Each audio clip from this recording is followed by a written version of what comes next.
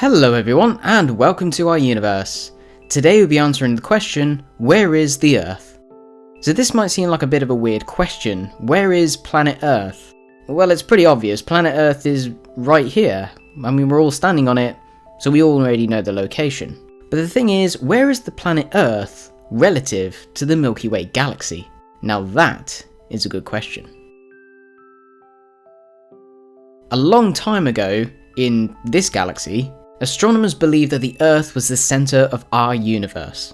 This is basically due to our viewpoint.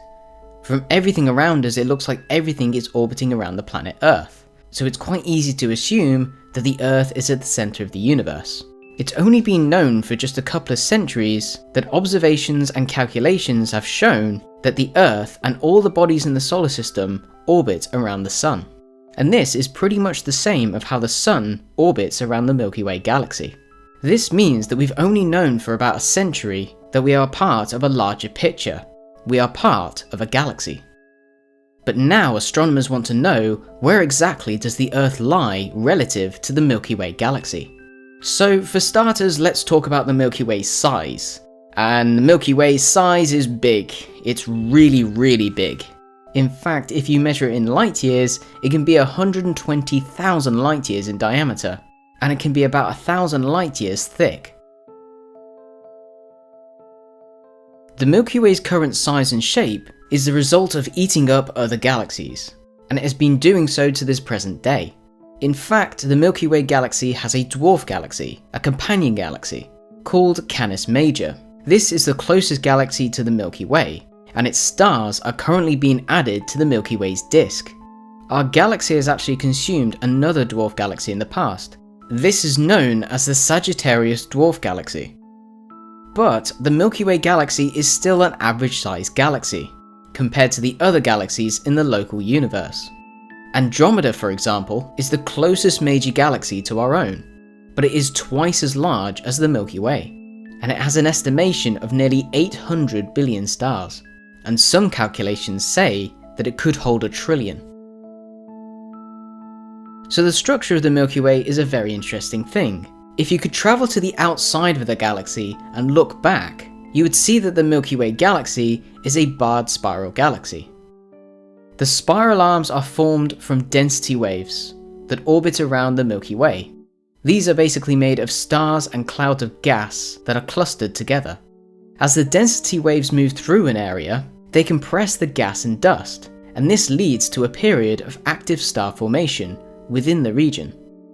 The existence of the arms have been determined from observing parts of the Milky Way, as well as studying other galaxies in our universe. If we do look at our galaxy from a whole point of view, you'll actually see that they're not actually real. We've never been able to photograph the whole of our galaxy from the outside. These are either pictures of artist renditions, or they are pictures of other spiral galaxies that resemble our Milky Way.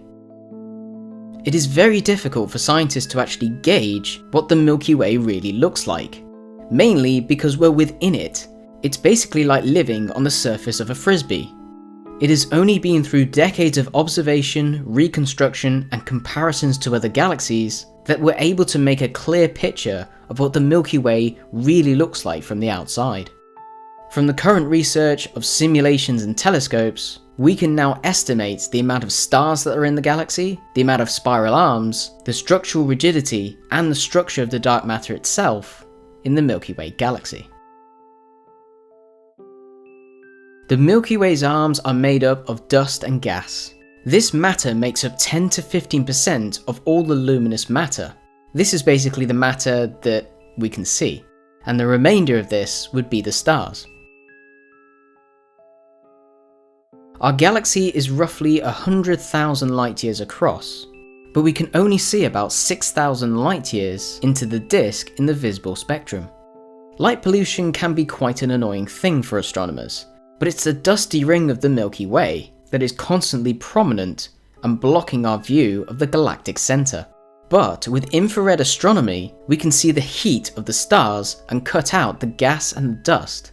This allows us to see the Milky Way galaxy in other wavelengths of light, and therefore understand its structure a lot better. The Milky Way is surrounded by a vast halo of dark matter, and this accounts for about 90% of its mass. The problem is with dark matter is that we know it's there, but we don't know what it's made of. Its mass can be inferred by the observations to how fast the galaxy rotates. Most importantly, it is believed that its mass is helping keeping the galaxy together. This means that the galaxy without dark matter would tear itself to shreds. The solar system is located about 25,000 light years away from the galactic center, but also it's about 25,000 light years from the edge of the galaxy. This means that the solar system is roughly halfway between the center and the edge of the galaxy. Astronomers are definitely in agreement that the Milky Way has two major spiral arms. These are known as the Perseus arm and the Scutum Centaurus arm. There are also several smaller arms and spurs, but astronomers can definitely agree that our Milky Way has two major arms. The solar system is located in the region between these two arms, and this arm is known as the Orion Cygnus arm. This arm is about 3,500 light years across and about 10,000 light years in length, where it breaks off from the Sagittarius arm. In fact, if you look at the Milky Way in the night sky, it is rather equal from both hemispheres, and this probably means that the solar system lies relatively close to the galactic plane. The Milky Way has a relatively low surface brightness. This is due to the gases and dust that fill the galactic disk. This prevents us from seeing a bright galactic center.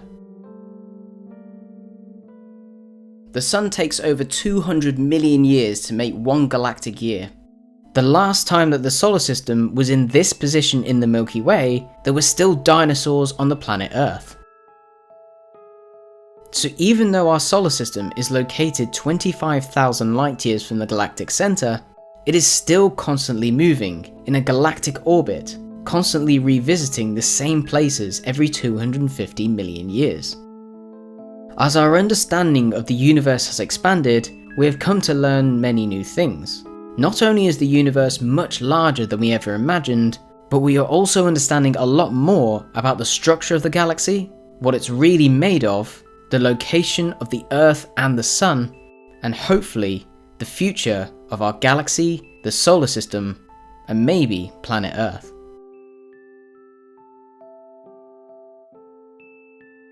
So I hope that's given you a great insight into where is the planet Earth. If you'd like to know any more about the Milky Way galaxy or our location within the galaxy, I'll put some links in the description below. And as always, if you've enjoyed the video, click the like button, and if you want to support the channel, click subscribe. Thank you for watching.